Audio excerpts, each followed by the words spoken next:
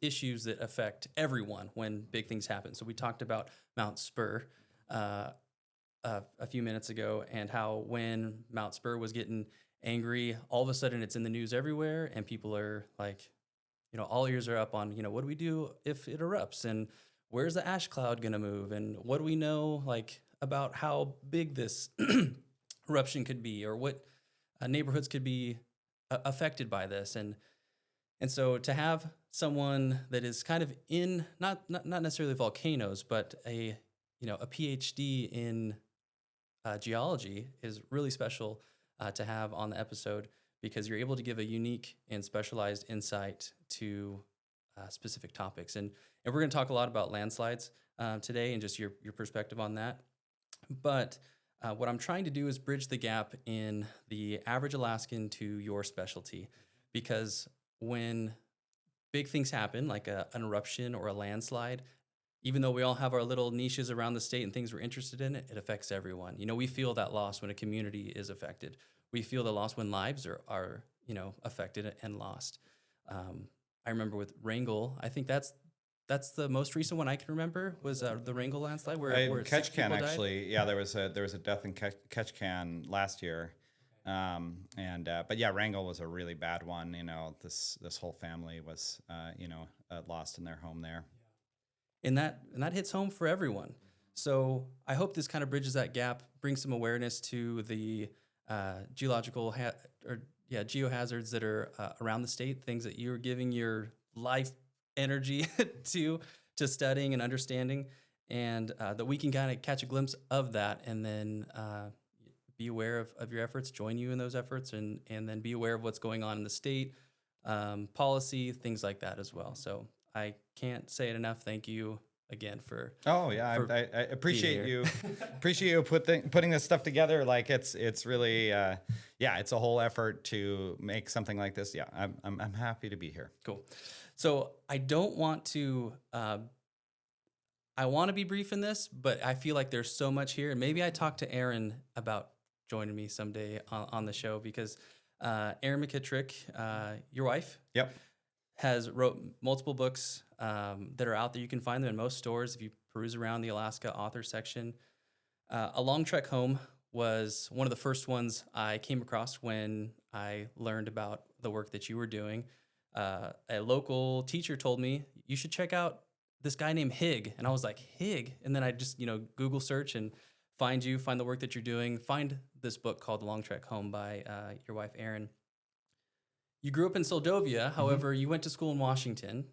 Yeah, I did college in Minnesota, and then grad school in Seattle and in Washington. Yep. And you studied geology there, correct? Mm-hmm, mm-hmm. And tell me about how how you met Erin, and then the decision to, hey, let's go walk back home to Alaska. I mean, we met as undergrads, so in Minnesota at Carleton College, and had a number of interests in common, including hiking. But we had really different backgrounds. I grew up like bushwhacking around in the backwoods in Seldovia. She grew up hiking on trails in Washington State, was where she grew up, and she really came in with this vision of like wanting to do a really big trip. And so from her place, she was thinking about Pacific Crest Trail. Okay, yeah. At that time, I've become kind of a trail nut. I'm like really involved in trails a lot now. But at that time, I was like, trails, that's the boring part. Like, trails how you get to the interesting place, and then you go off the trail. And so I was like, well, we don't want to do, Pacific Crest Trail. It's a cool idea to spend a long time. I really hadn't even crossed my mind to spend like months out at one time. But so we ended up doing a trip in 2001 that actually started right across the water from here. We actually flew into the Drift River Flats out by Redoubt, which was a very random place to start. And we hiked all the way to Chignik, which is way down on the Alaska Peninsula. And I spent 2 months doing that. And that was really cool. That was an amazing experience. I mean, I think about, been through a lot of education, right? I have a PhD. That's an amazing process. It's really cool to have all these awesome professors and classes and stuff. You learn a lot of stuff. Well, you go out in the woods for 2 months and you learn a lot of stuff. And it is a very different way of learning. And I think that it's on par. Like, I mean, you know, it's just, it's so lucky to be able to have both of those experiences. So yeah, anyway, we were both pretty hooked. We did a lot of trips over the few years. We were both in grad school, and Erin was like, yeah, we want to do something that's a year long when we get out of grad school. And she stopped with a master's a little before me. I got my PhD in 2007. It was like, yeah, I guess, you know, ultimately you need a piece of paperwork with a set of signatures on it, right? That's that's the PhD. And, you know, you've checked all the boxes and stuff. And a few months before we had our plan to go out the door, I was like struggling with writing. And I remember one of my committee members was like, well, maybe you want to just kind of like come back after this trip. And I was like, no, I want to walk out the door done. And so I just, it was like this, you know, hell months, several months of just pushing hard to get all of that done. And then, I got those signatures on that piece of paper, and less than 24 hours later, handed the key to our landlord and walked out the front door and spent over a year walking, ended up out in the Aleutians. Yeah. And that, it's such a wild story. So from Seattle all the way to the Aleutians, it took you a year. Yeah, a little over. Yep. And it was all human powered. It was like, it wasn't just like, you know, you're hopping planes to the Aleutians. It was, I think the book subtitles like boot, raft, ski, or something like that. And it's insane to think about that, because it's such a unique experience that not many people get. And to take your expertise, so like the PhD, the signed paper, you know, your interest in geology, and, you know, what the education that goes along with that. But then, like you're saying, to have all of that and then travel with that through this like epic journey, it's just wild. And it's, I'm sure there's a lot of things that we could talk about that journey, but what changed in you from when you took off to by the time you ended? Oh, interesting. Yeah. Well, I mean, one of the things that it's like one of these things we say now. It's kind of my whole family. We've got a couple teenagers that we go out and do trips with. And it's not that this is like a simple fact, but it does illustrate it, is that it takes about 2 weeks to get into the swing of things. And about a month in, you forget your previous life. Like, it starts being like, this is life. Is like, I get up in the morning, I pack up a tent, and I go wander off through the mountains and try to get to somewhere. And I'm looking at how much food I have and thinking like, you know, unfortunately, I'm not the greatest hunter-gatherer, so I need to get to a little bit of civilization and resupply within, well, it'd be nice to be there in a week, but it's going to take us 10 days. I guess we won't eat as much today. You know, it's hard to boil that down into like, here is the thing that I learned. But I would say for me personally, it was a good transition to a life that is not a very conventional career within the kind of the normal American story of like, okay, well, what's the job you get that's as prestigious as possible, that pays as much as possible, and then this will build a good life. And I don't actually have any problem with that model. I'm not like, you know, not saying anything bad about that model, but the model that I've ended up in is looking around, trying to figure out what can I do that is not getting done, where I can provide value to, you know, at whatever scale of community or the world as a whole or whatever. And can I just go and try to do that? And then, you know, live a super low cost lifestyle, see what happens. If I can get paid, that's nice. I do. Yeah. I mean, I'm not separate from the economy. Sure. I actually do, you know, need a bit of money, you know, but not a lot. And I don't have to make every decision based on where is there a grant I can get? Is there, you know, some particular contract I can pursue or whatever? And if I can't, then I just don't do it. No, I'll jump in and start doing it. And I really think, yeah, that opportunity to spend it, it's like a year-long meditation in a way, right? Walking through the wilderness, that actually really helped solidify that. And you know, look at the path both Erin and I have followed since then. It's like, oh yeah, we kind of both ended up approaching things that way. And in some ways, quite different paths on the details, like the subjects that we focus on and stuff are different. But yeah, that says something, I think, about the learning in that experience. Yeah. What I think is really cool about that is that you and Erin discovered that together about, this is a path that we can take that's not as followed, the path less followed. You started a family, and then you had you have two kids, correct? Yeah. And where some people might say, well, now we're going to start a family, so trash all of that and let's just get on the traditional route. You guys didn't do that, and you brought your kids along with that, which I think is awesome, because some people would be tempted to kind of throw that ideal away and just kind of conform and kind of held to your guns. So can you talk about what that looked like once you did start a family? Because through again, some of the stories that I've heard about from that you and Erin and your family has taken, pack rafting through Cook Inlet, living on sea ice for months at a time with children, with like little kids. Tell me about how that ideal with you and Erin evolved, or I guess was incorporated into how you raised your kids. Oh, I mean, talk to any parent, right? It's messy. It is not, it's hard. Like, I mean, it's like all of a sudden you've got a very poorly defined additional job that is really difficult. And like, there's all these expectations and stuff. And definitely we're no different than that. Like, it's a mess. We question what we do. And like, there are things like if we were sitting down and having a really frank conversation, there would be things where you're like, I don't know, I think you could have done this better as parents. One thing that is a little, I think maybe it might make a little more sense what we did, going out into the wilderness with our kids. If you do anything, even just like I'm going to go on a road trip and I've got my kids, like something that's really fairly common, that transition, getting out the door is tough. Yeah. Like this is going to be messy. Kids are like, they're going to respond however they respond, which frankly, it's like a completely different story every year of their lives. They keep changing. Like it's not like you figure it out and then so anyway, so true. That transition is really, really tough. And it is a huge barrier. And I think when people think about wilderness with their kids, they're like, well, I'll go out for a couple nights, see how it goes. And they're like, oh my God, I'm never going to do that again. And we had a little bit of, kind of momentum to carry us past that. And so we were like, oh, we're going to go out for a month or 2 months.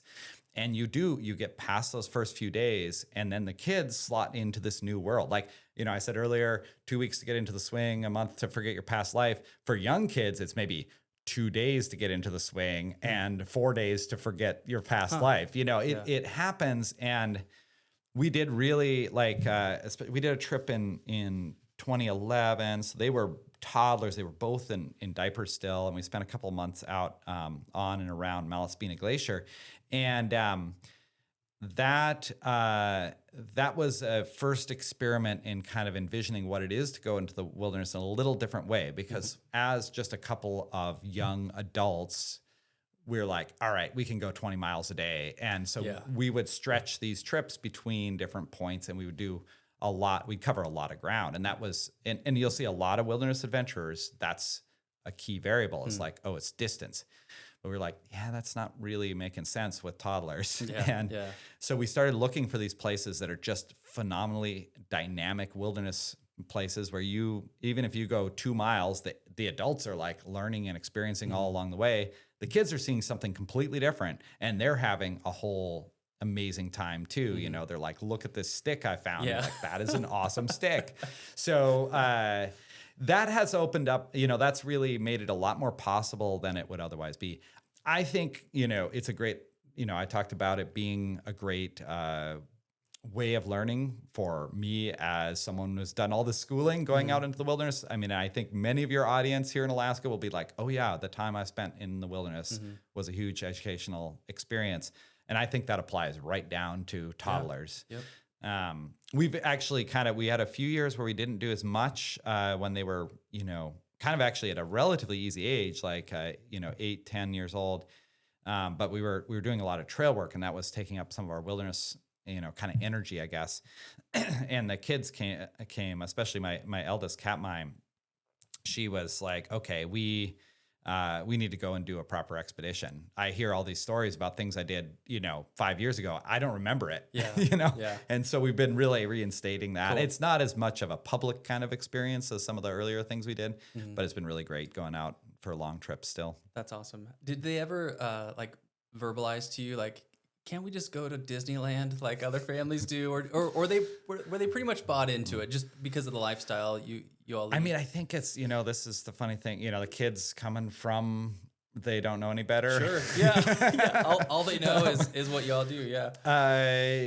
I'd say there's still a little bit of that. Yeah. I think Latia, my younger daughter, is maybe a little more on that, like, well, okay, expeditions are what we do, I guess. But, isn't there maybe something else that would be nicer in some way? And but they, I've actually been surprised at how positive they are about it. We definitely don't, as they're maturing, like, it's more and more, it's their choice. Yeah. We're definitely not going to force them to do anything like this. And they're both, we're going to spend a month out and probably in the Talkeetnas this year. And, Cool. and they really seem bought into that. Cool. And they want to go somewhere less rainy than our last trip. Gotcha. We were in Prince William Sound for a month okay. in 2023. So, yeah. Well, I think it's really cool. Last week I talked about completely different context. I talked about youth sports and how in a very small way, that is one chance for parents to be able to build some kind of resilience in their kids because they experience failure. They have to, they have to practice something to get better at something. They have to learn what it is to fall down and get back up, to experience some pain and training. And in a modern society, in youth sports, I don't want to say youth sports culture, but if you go to a public school, like there's sports and things like that. And if kids aren't going outdoors, if they're not taking care of animals, or if they don't have much difficulty outside of their environment, sometimes youth sports can help with that because now they're faced with some challenges. I mean, you can get that through education, sure, but it is a different kind of challenge. Sometimes it's painful physically to be able to be successful in those things. So I think it's cool. Cool is probably the worst word to use, but I think it's valuable that you are able to do that in that way with your kids because it builds a type of resilience that I think is probably even greater than what you would find in like a youth sports. Do you feel like you have resilient kids because of those experiences? Well, I hope they're resilient. I think that in my mind, you mentioned you were, like youth sports seem to do this better than like conventional education. And I think the thing that the distinction I would make there is that in sports, as much as there are contrived rules and stuff, ultimately it is just a property of the system what success looks like, or what your experience looks like, right? You're competing against someone else and they are who they are. It's not like, okay, if I check these 3 boxes, then I get an A. It really is, you're out there. It may be that you're doing an awesome job and yet your team loses, and that I think is very similar to the wilderness. Like you go out into the wilderness, you can talk about it in terms of rules. There even are some rules we take with us into the wilderness. Not like, it's complete anarchy once you walk out the door, but there is this natural system, and we use the phrase natural consequences sometimes, which focuses, I think, on the negative aspect of it. That like, okay, well, if you're like, oh, whatever, I'm just gonna go walk into the water over my boots, and then now I have wet, cold feet. And there is that element of it, but I think it's much more complex than just like enforcing some sort of thing that a parent might want their kids to do. It is this whole experience of the world is what it is, and you can try to project whatever you want onto it. There are some things that it is just what it is, and you don't really get to learn that in a conventional schooling environment because there it is all built. It is an entirely built environment, in terms of the rules and things that you're going there. Now, that can be really efficient if you're like, I want to learn how to program differential equations in order to model the propagation of a wave. Yeah, going and sitting on the beach is probably not the best way to do that, right? There are people who have struggled with these ideas for many years. If you can be connected to that intellectual pipeline and build on the knowledge of others, schooling is amazing to be able to do that. So I'm not knocking that, but I think that these are two different things, and I think that having both of them in your life is really great. Like I love being like, a technical geologist, but also trying to, and I'm I'm a total fumbling newbie at building structures and stuff, but I'm learning there, and I look at the people around me and I'm like, okay, how are they doing? Oh, okay. I'm kind of a like go make mistakes kind of person. Yeah. So I'm like, oh, maybe I'll do it this other way. And then it doesn't work. I'm like, okay, I see why everyone does it this way. But that's just as important to me as these highly technical topics. And I feel really privileged to be able to mix those two. And I see the same thing for my kids. Yeah, that's a really good perspective. I want to talk about where Ground Truth Trekking, which evolved into Ground Truth Alaska in 2020. It's kind of a rebrand thing. Yeah. Like we called it Ground Truth Trekking initially, and then like people were like, "So can we hire you to guide us somewhere?" I'm like, "Oh, that's not really the idea." So we came up with this idea of changing the name to Ground Truth Alaska, but it's not like we have like a marketing department that makes sure this is all straightened out. So I must say it's mostly confusion. Okay. But Ground Truth Alaska would be our preferred name right now. So where did that begin? Where's the origin of that? Well, actually, so Erin's work was really the start of that. Back in 2004 and 2005, when there was first this interest in developing a large copper mine by Lake Iliamna, the Pebble Mine. Pebble Mine, yeah. We knew a little bit about that area. We've been through, just kind of coincidentally, through the area. And Erin was reading about this and was like, this seems really big, and it seems kind of worrisome because this would put, this facility that potentially would produce a lot of, it's actually acid drainage anyway. Like there's a risk to the environment, and it's kind of in a really bad spot.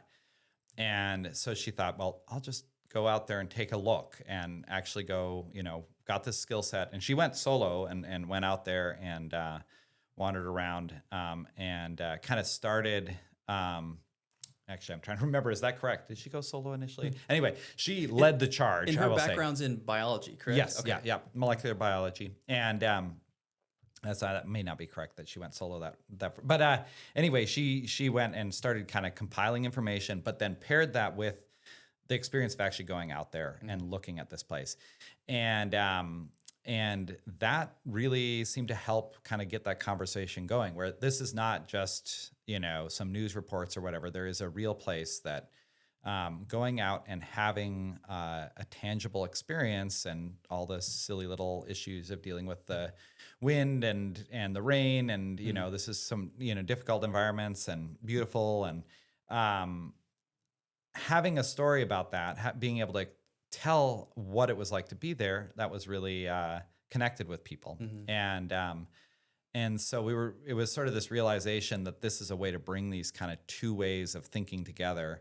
One being like, okay, we research, the chemistry of iron pyrite, like dissolving or oxidizing and producing sulfuric acid, something highly technical like that. And then pair that with the tangible experience of like, what do you learn when you go out without much expectation? Yeah. You're in a place, you talk to the people who live there. So that phrase ground truth, it actually comes out of like, especially out of the military, where they're using like satellite images to try to understand, okay, what's going on. Yeah. But they recognize that when you look from afar, you don't know for sure what's actually going on there. And that someone being out there physically seeing what's going on, they're finding that ground truth. And that is ultimately this critical piece of understanding what's going on. And so we were kind of attempting to follow that. And I think it provided a lot of value.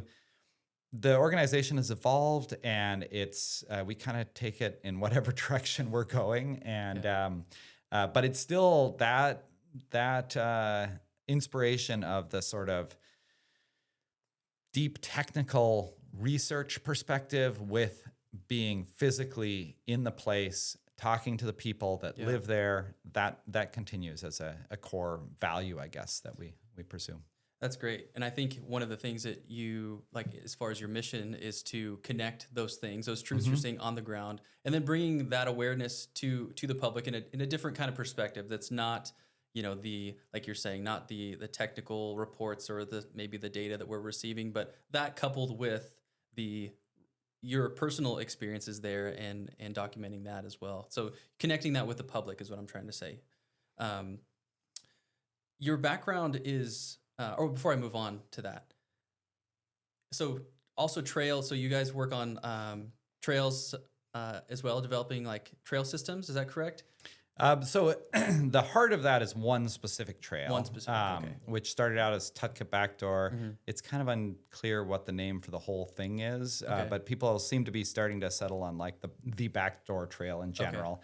And this is a large portion of it is in Kachemak Bay State Park, extends from the south coast, the really remote southern coast at Taylor Bay, through the mountains, and eventually would connect all the way to Seldovia, the actual town of Seldovia. Right now, there's a section missing in the mountains behind Seldovia, and so we'll be working on that this summer, and I don't think it'll be continuous till next summer. But yeah, that was kind of a sort of a happenstance thing to kind of stumble into in some of the kind of long-term planning for the state park. I was part of some of those conversations, and I mentioned this route that we had taken as a non-trail route through the mountains. I was like, well, this would be a natural place to put a trail. Yeah. And the people who were involved were like, wow, that's an amazing idea. That's really exciting. And so I was like, okay, if it's exciting, I thought run with it. Yeah. Super naive going into this. And I thought like, this will be easy. It's a good bushwhack. We cut a few branches. You're basically there. Yeah. Okay. No, this has been a decade of hard work and we're still, it will never be done, sure. And there is a tremendous amount that we could do. But there have been hundreds of volunteers who've gone out into the field. Email me if you're interested in doing trail work. I think it's some of the best volunteer trail work experiences you can possibly have. Cool. And it's been really, really exciting. Okay, cool. I didn't want to forget that aspect of it, of Ground Truth Alaska. Your background, though, is in studying the tsunami record, right? And at some point, you transitioned into geohazards, specializing in geohazards, but specifically landslides. When did that occur? When did that shift happen? Well, tsunamis are definitely a geohazard also. So, correct. Yeah, correct. In grad school, I was working on tsunamis, worked on tsunamis that were similar to the one that happened in 1964 here in Alaska. But actually, I worked a lot on the 2004 tsunami in the Indian Ocean and some others. And looking at the geologic record, so what evidence you would find long after something like that happened. Mm-hmm. So that was where I started, and I'd always been intrigued by these landslide tsunamis. Like the most famous one is a tsunami that happened in 1958 in Lituya Bay in Alaska. Mm. And how would those compare to these earthquake-generated tsunamis? And so then we had in 2015, there was a giant tsunami in a place called Tanfjord, which is part of Icy Bay. It's just west of Yakutat. And a landslide came out of the mountains, went into the head of this fjord. The highest run-up point that we documented was 633 feet up the mountainside. It's pretty incredible to be standing next to like alders that are flattened by this wave, and you're like, I'm way up on a mountain. The water is way down there. Somehow it got up here. Wow. So this was in 2015? 2015 this happened. And so in 2016, I was in the field there, and I ended up being very deeply involved in the research in the wake of that. And I initially, like even at the end of that, like a couple of years into that, I was still barely looking at landslides. I was like, just kind of like, that's not a topic I know very well. My background was in tsunamis. But, I was around landslide people, and there was a landslide that happened and generated tsunami in Gruink Lake, really near Homer and Seldovia in 1967. So I started looking at that. There's a danger that something like that could happen again in the same place. Pretty significant danger. So I was starting to look at that. And then in 2020, so I had a colleague, Chunli Dai, she's in University of Florida now. She's very much she looks at satellite data. She doesn't go into the field, right? She's the other half, I would be more the ground truth half. Mm-hmm. She's the remote sensed half. Okay. And she was interested in large landslides, and she asked me for a list of places to look at. And I didn't even really understand what approaches she was using. Mm-hmm. So I gave her just a soup to nuts list. I was like, well, there's something here, there's something there. And, gave her, 20, 30 sites around Alaska that I knew about this kind of large landslide activity. And she came back, a couple months later, and she's like, well, I'm looking at this one that you sent me, which was one that actually my sister pointed out, Felisa Higman. She had been out kayaking in Prince William Sound, and she's like, wow, that seems like there's some cracks in that mountainside. That's sort of like what my brother's been looking at. So she sent that to me, and I'd sent it along to Chun Li. And she's like, yeah, I'm looking at this one, and it looks like the whole mountain is moving. And it's like, that's probably not the case. Like that sounds implausible. She showed some results, and it was kind of like they were too good. It was like, I don't know, there may be some, mistake. And so she's like, well, okay, I'll go back and check things out. And she came back, and she's like, well, I'm pretty sure I can just go on this Google Earth time lapse. There's something you can go online. Anyone can go look at this. I think I can see it moving there. And so I knew that meant that you could see it in these public images, Landsat. It's like one of the oldest satellite platforms out there. So I pulled up a couple Landsat images, and I'm like, sure enough, like this entire side of this mountain is moving enough that you can see it. And this is quite grainy, low resolution imagery. And so that kind of started a whole thing. There's now a lot of work going on there. One of the things I took away from that was that, so this is super obvious. Like in hindsight, like now I look at that place and I can't unsee it. Like it is super obvious. Yeah. And there were other geologists who worked in that area and had looked at that slope, but none of them were looking for this kind of landslide activity. So I thought, maybe we haven't been looking. And what else might be out there? And so that was 2020, over the last 5 years, I've spent a lot of my time scouring all the data I can find for signs of landslides in Alaska. And I'll make a distinction between slow landslides. They might move, if they're moving an inch a day, that's not that slow within slow landslides. That's a really fast one. And then there's catastrophic landslides. So these are like, you may not be able to outrun it. This might be going 50 miles an hour, 100 miles an hour. So that's kind of a distinction that I'll refer maybe to a couple times. So I'm looking for both. I'm looking for catastrophic landslides and slow landslides, but primarily the very largest ones. And that's not just because they're more dramatic and stuff. It's also because I can look at any data and see those. Whereas if they're really, relatively small, they're a lot harder to identify. It's a lot harder to actually say much about them just looking at remote sensed, so satellite data. Yeah. Anyway, so that led me to find that actually there is way more going on in Alaska than we realized. There are just gigantic events happening that often, like, one person might notice them because it's their backyard, right? Yeah. They're like, whoa, that mountain just fell down and flattened a huge forest. But it's like a local story, right? And it's not connected into all the other observations that other people are making. So kind of in looking myself at imagery, but also pilots email me, and I talk to people on the street, and they're like, I saw a landslide when I was flying up from Seattle, and I think I've got it on my phone somewhere. And, so that has led to really recognizing that there's a lot more going on right now than we realized, and it's increasing quite dramatically. So I'm very worried that one of these events will not be like, oh, that's interesting, some remote forest got a bunch of boulders over it, but it's going to instead be a highway. It's going to go into a lake and produce a tsunami, something like that. Yeah. And I mean, that's part of what we saw that I mentioned earlier with Wrangell, and you said more recently in Ketchikan as well. And because our population is kind of dispersed, not every landslide affects, infrastructure or, human lives, but as they begin to increase, and I think in one of the talks I watched from earlier this year, you said that they're increasing in occurrence over the last, I don't know if it's 5 years or 10 years, and then previous, I don't know if it's because of, they weren't documented prior to that, or if you're, now that the attention is there, you're like you're saying, holy smokes, this is happening a lot and they're everywhere. But what are the major ones that keep you up at night that you think about that you found? Yeah, if I were to just start rattling some off, I'll have to stop at some point. There are actually quite a few. But Portage Lake, there's a big active slope that's creeping there. That one I think tops my list. Okay. And that one with all the infrastructure down. So there's a lot of people around there. There's also a lot of our infrastructure goes through Portage Valley, 2 rail lines, highway, electric transmission. Most of the internet that goes into Anchorage goes through Portage Valley, either from Whittier or from Homer. So it's a really scary place. It's one of the most active slow landslides I've seen. It's produced a couple of small, not small like if you were standing there, you'd be like, that's gigantic. But they're small relative to the ones that generate tsunamis, catastrophic failures. So that one's really top of my list.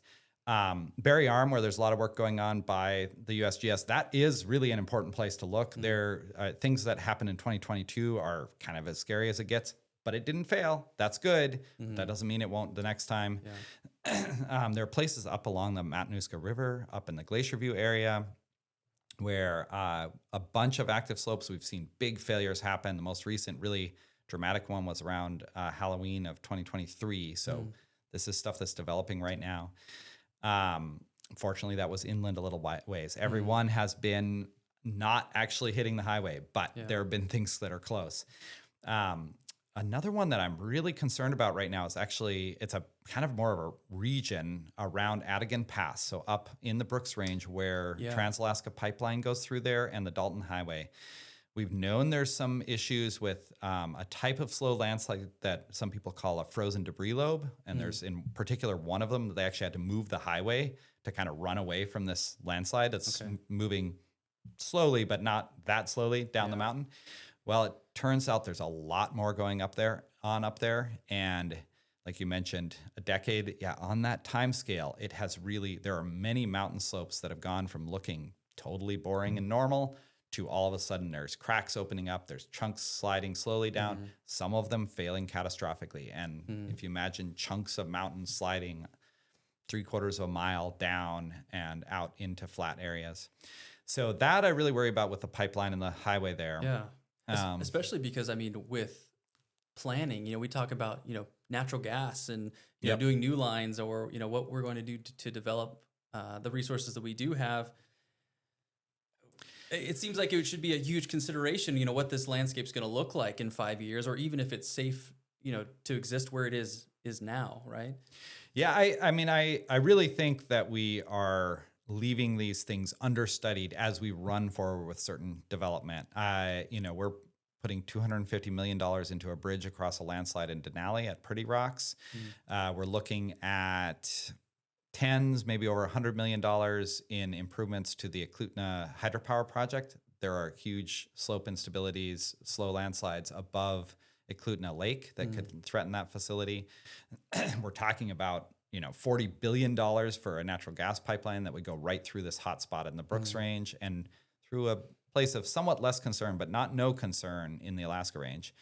Now, I don't know if we put some of that, some tiny fraction, like 0.1% of what we're talking about into research, what would we find?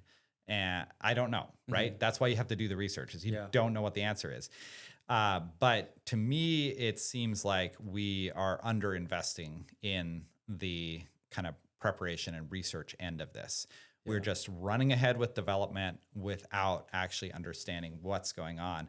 And this becomes a lot more urgent from my perspective when I see places like the Glacier View, Upper Matanuska area, like the Adigan Pass area, and like Portage, where if I go back 10 years, it's like, it doesn't seem too bad. Like there's some things to worry about here. And I go to the present, I'm like, oh my God, things are coming apart. The fact that that's changing so fast. I mean, I was just having a conversation with someone at Portage and they're like, oh, okay, well, come back when you've done some more research. And I'm like, there's a lot we don't know, but I want to be clear that if we were having this conversation even 3 years ago, I would be a lot less nervous. There are changes that have happened in that slope in such a short period of time. So if you're going to pursue some big development project, I'm like, I would like to have certainty, but I don't right now. We need to do some research. That may sound like me fishing for money. I'm like kind of the worst at that. And I do a lot of stuff where I do not get paid for what I'm doing, and I'm okay with that. Like, I'm not complaining about that. But there are things where getting it done does take some money. And I think we need to see investment in this research rather than just running full bore. I mean, there's I don't know what the cost is, but it's definitely millions, tens of millions, maybe more. Cruise ship facility going in at Whittier. It's being built, right now, and they are right underneath a chunk of mountain that's moving like an inch a year. That's not the fastest in the world, but if it was stable, it wouldn't move at all. And we haven't studied it. I mean, it's like literally like we could have a 2-minute conversation and you would be like the world expert in that, because we just don't know what's going on there. And it seems like when the state is going so hard in developing, the natural resources, or, they want to go hard with natural gas and with oil, with the cruise ship industry, you would think that there would be some concern about protecting those investments. That's one thing to like just drive hard and, drill baby drill, for lack of a better term. But there should be some type of research that goes into that to be able to protect that investment long term.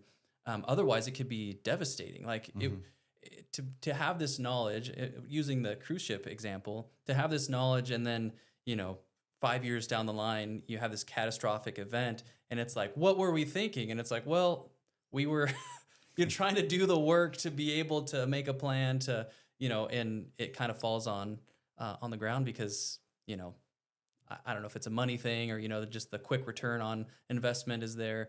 And the research is more of a longer, grueling, we're not seeing results right away type thing. But it seems like there would be some value in doing the work to, get the data. Yeah, I mean, I'm very understanding and of people who are like, yeah, we're moving forward. We're going to do a thing. I mean, now I'm a trail developer, and like, I feel like that. I'm like, okay, I've thought through some of the concerns and I've done my best to mitigate those, but like, let's stop talking, let's build, right? Yeah. And so I feel like I'm really understanding of people who are like, yeah, we're just moving forward. We can't just keep talking about this.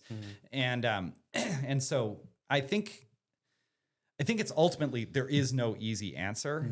And I try to be, if I say something like, I think we're underinvesting in the research, like I just said, I try to be very self-critical of saying something like that, because, all that confirmation bias, like whatever, I'm obsessed with disasters, so I'm going to tell you that this is really important and we should be doing more of this thing. You should be skeptical, like, press me on the details there. And I might be like, well, actually, I haven't really thought about that aspect. There might be things that are just, I've inadvertently ignored or whatever. So I'm very understanding of that enthusiasm to move forward on a project that seems like a good idea. But when I've looked at this problem, I really think we're in a bad place. I think that we need to either really ramp up what we're doing here, or it's going to be a situation where, say, there's a direct hit on a cruise ship. Basically, you have a landslide goes into the water, and just a few miles away is a cruise ship, and that cruise ship rolls over and thousands of people die. Or we see all of our infrastructure in Portage Valley wiped out. Or we see a place that I haven't thought about at all because, I'm just a geologist looking at some pictures. Like I didn't, it's not the one that I was worried about. And all of a sudden things come unglued. I think that the most likely scenario is that we will not be ahead of the curve, and it's going to be really bad. So that's where my goal is. The way I think about looking at these problems is, it's almost like a game. It's like, where do I put my chips on the roulette wheel? I want to do my best to actually get ahead of one of these things. And so for me personally, it's a lot of guessing at, like, I look at other examples. I'm like, okay, how have different slopes responded over time? What sorts of variables seem important? All right, this one seems pretty important, but I don't want to put all my chips there because I know as a geologist, I'm probably wrong. Ultimately, nature is super complicated. Something different is going to happen. So I want to put some over here too, and I want to put some over there.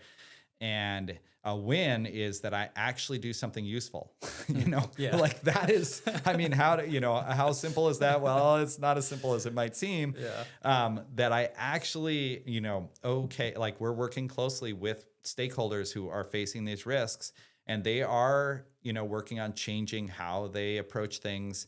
I'd say we're very early in that process. We're working on trying to get instruments out there that might provide information that would give them a little heads up that maybe something might happen tomorrow. Yeah. This might be the time to get out of the way. So I really hope it would be so fantastic if, this disaster that without my efforts would just be horrific, that instead we're a little ahead of it. People get out of the way. Maybe there's still serious consequences. Maybe even people still die. But it isn't as bad as it would have been because of my efforts. And I think it's a long shot. I think that the most likely scenario is that we will see something where I'm like, I was trying, but I wasn't there. I didn't think of the right things. I didn't talk to the right people. That is the more likely scenario. But I'm hoping for the best, trying to put my effort in to have some effect.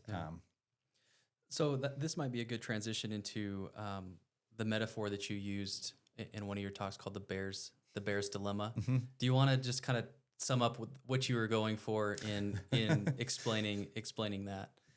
Yeah, I mean, I think that I think a lot about humans as animals, not unlike a bear. Like I love bears. I spend a lot of time out in the wilderness. I see bears, and they're just doing their thing, right? And that's what we'd like to do too. We, as humans, like we're like, yeah, okay, I'm gonna go, whatever, just kind of do my thing. And if some, geologist jumps out of the bushes next to the bear and is like, I've got a probabilistic hazard map and I have a pulsed coherent radar measuring device, and I was wondering if you were interested in them. That bear quite reasonably is not going to be interested, especially if there's something like, okay, I could go catch some salmon over here, And I think people, it's somewhat the same thing. And I love that about people. People are like, they have their thing going on and they've got passion and enthusiasm, and me showing up to tell them that I'm really worried about this slope above where they live or whatever, it's not going to make their day. Like that's bad news. And I don't like being the one bringing bad news. And so I'm really understanding if people are like, yeah, I just don't want to have this conversation. And I don't think that's wrong at all.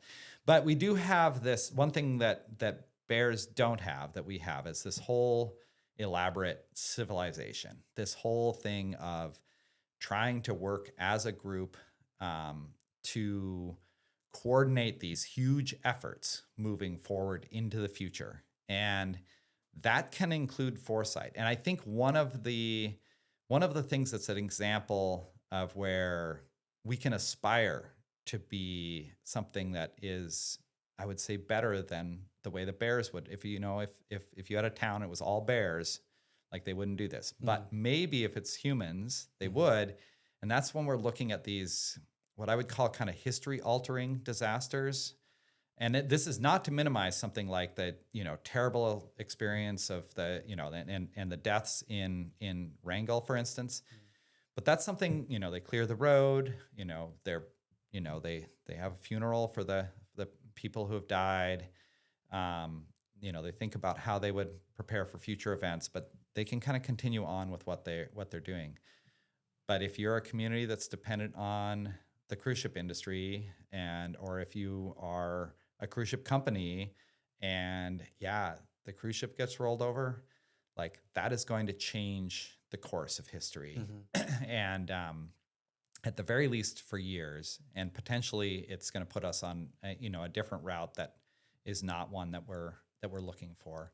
If you have an event that takes out half of a community, I mean, we look at the impacts. I grew up with stories of 1964 earthquake, and we really, in Seldovia where I live, we look at that as this history-altering event, and they're just stories, right? We don't know what the history would have been without the 64 earthquake, but I think that that's the sort of thing where we can, if we're really embracing what science can bring to the table, and what we can do in planning, that's what civilization has to offer. And we could be in a much better place if we are actually looking ahead to these things and trying to get ahead of that disaster rather than just reacting. Yeah, I agree.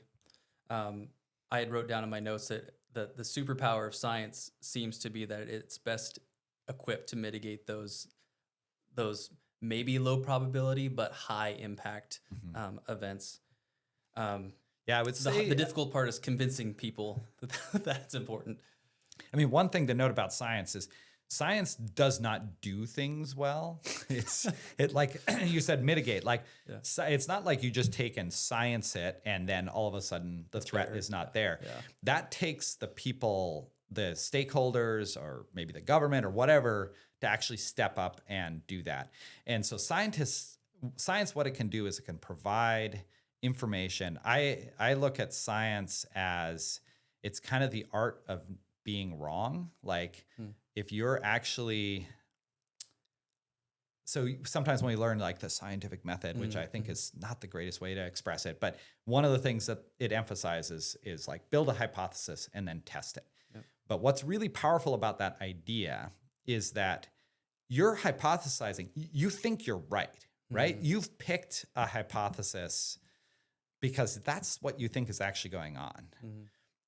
But now you're going to be forced to test it. And that means the only information you can get out of this is you can find out that you're wrong, which is not what most people like bears, also, I think if you were to try to convince them to do this, they wouldn't be real into it. Humans too, like if we think we know what's going on, we actually don't want to be wrong. Like that's normal for a human. Science has built this strange culture where whether through motivation or consequence, negative consequence, you're kind of forced to test your hypothesis and to convince other scientists who maybe don't care if you're wrong, that you haven't, like when you do that test, that you've actually tested that hypothesis. And so you can say, look, it survived this test. But what that means is you have a lot of experiences of being like, I think I know what's going on. I'm really excited about this. I'm going down this road and I built this whole, way of measuring this. It may not be an experiment. It may be whatever it is. And then you make the measurement and you're like, actually, I was wrong. And I can't avoid it, And that's a unique power, I think, of science is that ability to be wrong and thus to kind of progress understanding. However, that is not a way to you don't build a bridge just by being wrong. Like you can go through and do a bunch of experiments and science up like the idea of a bridge, but you need a bunch of engineers, you need a bunch of people who know what to do with concrete. It's a different thing to build that bridge. And so science is only part of that equation, but I think it's a very important part. Yeah. One of the things you had mentioned in your talk about the bear's dilemma was that we often can't reduce the probability of a landslide. You have I love that you use pictures and graphs, and it's very visual, and I did appreciate that. You can't reduce the probability of a landslide, but we can move left. And that phrase stuck with me. So can you break down like what that means? Like if we can't reduce, the probability, like some of these things we expect to be imminent, how do we shift left? So there are two components to, if we use the word risk, in a technical sense, what that means is it's a combination of the probability of something occurring and the consequence of that. So if we imagine, landslide, there's a house at the bottom of the hill, or a potential landslide, like a slope that's steep or has some signs of slow landslide activity, a house at the bottom of the hill, you can go through and figure out how likely it is that that landslide would happen. And that is part of that risk equation. That's your probability part. Which actually is on the vertical axis if we were actually showing this graph. But so probability is one piece. The other part is the consequence. So landslide happens. Maybe it's actually a relatively small version of the landslide and it a few rocks bounce down and they make a big hole in the garage and, take out your lawnmower, right? Consequences, you're distressed about this, but it's okay. And so that's the low consequence thing. And maybe cumulatively, there are more scenarios that look like that. And then there's another one where it sweeps through and you can't even tell where a house was before, maybe it gets your neighbor's houses too. So the consequence is very high, a little lower probability. We kind of want to be able to think about those together. Now, what can you do about it? Well, there are some cases, especially if you've got, $1 billion at your disposal, where you can actually reduce the probability of the landslide, but it is quite difficult and often essentially impractical. So shifting that probability, tough. However, let's say you put I mean, I'm working on these instruments that I'm hoping we can get down to a cost of under $100, like, really minimal systems. You have that up there, you have a whole system so that, your phone beeps if the landslide or if the slope above you is starting to behave in ways that look scary, or you've got really good monitoring of weather forecasts that can help you understand whether the rain that's going to hit that slope could trigger a landslide. And then you're like, okay, well, if this happens, I'm going to get out of here. And you can't take your house with you. So, you're still the potential that all of that investment in your home and stuff would be destroyed, but you don't lose your life. You don't your family doesn't lose their lives. That is a way of reducing the consequence. And so that's something that we can do at relatively low cost. And move, so the left in this case is moving towards lower consequence. Lower consequence, yeah. And that's technology that you're developing. It sounds like it's much similar to like a early tsunami warning system is kind of what you're working towards to achieve with landslide occurrence, like with notifying people to, hey, under these conditions, the risk is higher. You have maps that I already have areas identified that are already at high risk. And so implementing an additional measure to warn people, kind of similar to like, when you hear the sirens blaring for like a tsunami, or that you get the alerts on your phone, like you were saying, that's something that you're currently developing. Something has similarities, like it maybe is rather than making the analogy to the tsunami warning system, thinking about Alaska Volcano Observatory and monitoring volcanoes is useful.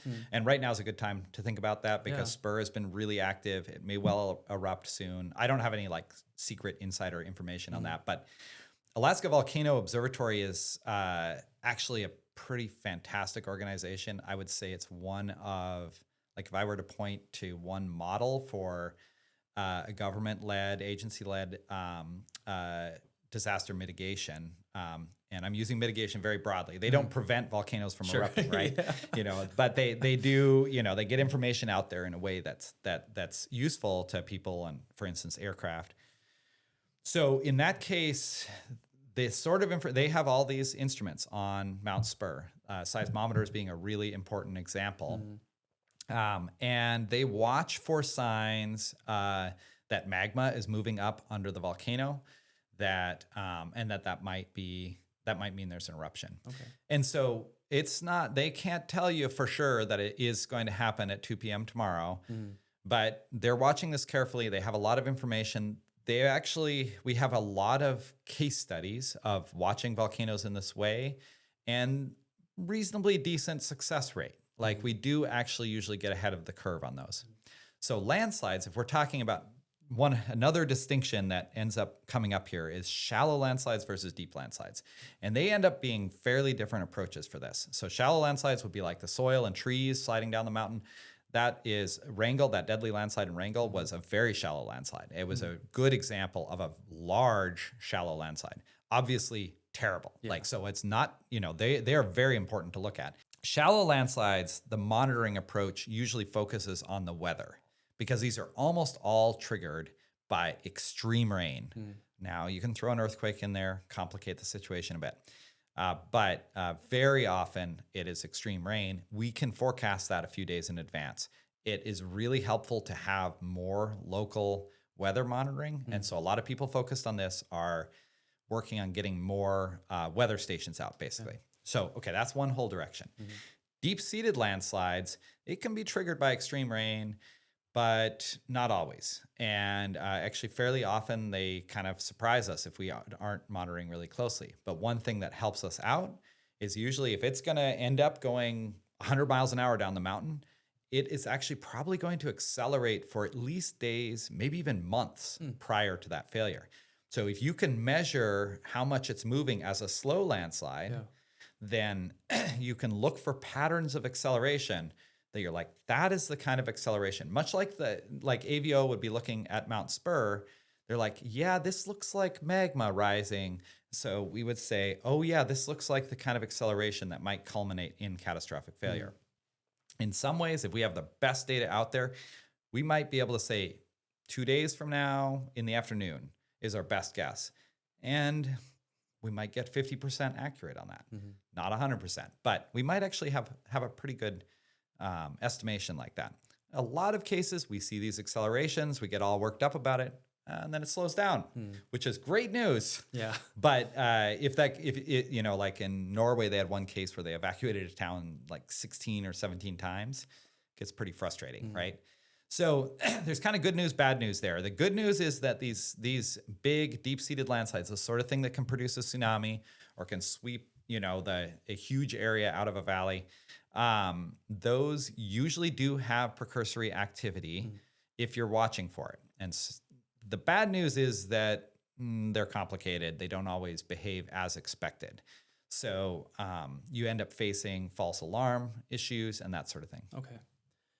I do want to talk one policy, not issue, but something that's very relevant and applicable to what we're talking about today is this was on the 8th, Senator Murkowski introduced or reintroduced legislation to reauthorize the National Landslide Preparedness Act. So I'm just going to read a portion of this. Many communities across Alaska are still reeling from the aftermath of recent landslides. Most recently, Ketchikan is working to stabilize roads following the Wolf Point landslide in March. Many of those facing significant landslide hazards lack access to sufficient data, monitors, and forecasting abilities to warn residents of when they are in danger. Sounds very familiar. I think I just heard this. Senator Murkowski said that this legislation provides resources to communities, allowing them to create response plans and improve emergency preparedness. We must do everything we can to safeguard our communities and protect Alaskans from fatal natural disasters. And that is why I will continue to advocate for the reauthorization of this bill. I mentioned to you earlier that before, you know, learning more about you, studying the things that you've done, if I would have seen that headline roll across my newsfeed, I probably wouldn't have given it much thought. I know, like, oh yeah, we did have a landslide, you know, kind of vaguely remember a few in recent history. But then kind of getting into the weeds with you about this topic, it kind of has new life for me seeing that. And I hope that's something that people realize as they listen to this, is that it's a pretty serious topic. It's a very urgent topic, and I'm glad to see that, you know, at least this is being reintroduced, you know, legislation is being reintroduced to extend the funding for USGS. Correct? Is that where this is all? Mostly. Mostly comes through, so that this work can continue to be funded, so that, you know, weather stations be built, so we can get more accurate data and being able to I don't want to use mitigate now. Oh no, it's fine. But I'm always a little cautious about that word because some people assume that means stopping the landslide, which it sometimes is used narrowly that way. When I use it, I mean just do anything to make it less bad. You know. Okay. So I see that in the news, but is there any concrete step that you would have people do? Like if you could tell everyone, like, hey, you know, do this thing so that, you know, we can kind of either, is it awareness? Is it, you know, is it policy making? Is it just, you know, how do Alaskans affect change concerning this issue? Yeah, well, I mean, there are actually a lot of things at a lot of different levels. One thing I'd advertise out there is the state now, the landslide program at the state at DGGS, they have a landslide reporter app, really simple, like just put a few bits of information in, but that helps learn about when, especially smaller landslides that we might not be able to study otherwise are happening. And this is through the Division of Natural Resources? Yes, yeah, okay. So, yeah, and actually, I love it when people contact me with questions, with observations about landslides. So you can engage in the information out there, and that's a step in that direction. Anyone who lives below big steep slopes should be aware that they may have landslide danger there. And it isn't necessarily that anyone's going to come up and knock on their door and let them know about that. It does kind of fall to individuals.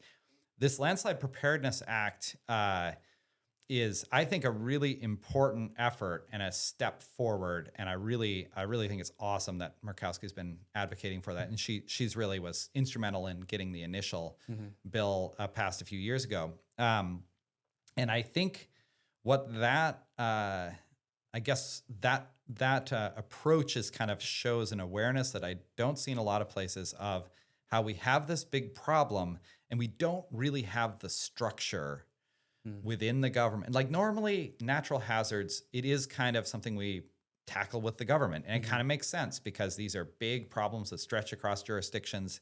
And it's not like, oh, let's make this a for-profit thing. Like there isn't like a profit motive to solve the problem. And so it makes sense that the government would be taking these things on. It turns out that for landslides specifically, we have very little. Like AVO is a really sophisticated organization. It was kind of a lot of it existed before, but a lot of what has been built there was triggered by a nearly terrible disaster. It worked out at the last moment in 1989 when a jet flew into an ash cloud from Redoubt right here. And so that's 89 as well, whatever, that's 36 years. They've had some time to kind of figure this out and figure out how do they actually interact with information, get information to where it makes a difference. Landslides, I would say where we are right now is less than 10% of the way towards where AVO is. So that we've got a long ways to go. It's going to take a lot of effort and concerted energy from people. And then the other half of this equation is that I think the problem is really bad. And I think we can make that argument in a pretty straightforward way and say, well, yeah, a dozen people, I think 13 people have died in the last decade from landslides in Alaska. Is a serious problem. So yeah, we've got that. Looking forward, I think it's actually worse than even that would suggest. But we have this lack of a infrastructure for tackling the problem, and the problem is bad and growing. And so this combination is really scary. I think very few people, even people that are involved in this, appreciate just how big a challenge we have in front of us. So from that perspective, I think that one thing that the general public, a perspective I want to get out to the general public is that if there's any place where you would step up and say, hey, I think this is a concern, and that you would be saying something that maybe your local representative doesn't know, that maybe your local emergency management system is not, hasn't dialed in, this is a really likely place. Alaskans are great naturalists. We all spend so much time out in the wilderness, or many of us do. And those kind of the things you learn, you go out and you're like, the ground's cracking here. Those trees are tilted. Like, it doesn't take like a PhD in geology to say, okay, there's something going on here. And I feel like I'm not expressing that very coherently, but I think it's really worthwhile to engage, especially with local representatives, but all the way up to, our federal legislative delegation, and saying, hey, I see how this is a concern for me where I live. And so, I'd like to see more action on this. Great. Can people follow the work that you're doing specifically? You mentioned, people are welcome to email you. Is there any way, like, the people, you said you're not really big on social media. Is there any other groups you're affiliated with, or where people could kind of see how this progresses, like with the work that you're doing? Yeah, I mean, I feel like there's some things I do, fairly well. I try to get out and give presentations. Definitely can, if you're like, I not only want to drop Hig an email, but I'd like this to be more of a thing for my community. Let's talk about, I'll come give a presentation. I'm happy to chat with people. Like, it could be an opportunity. So that sort of thing is great. I do go on Facebook now and then. If you want to, find me there, that's great. I won't say that I post there very much or pay really close attention. We have a website.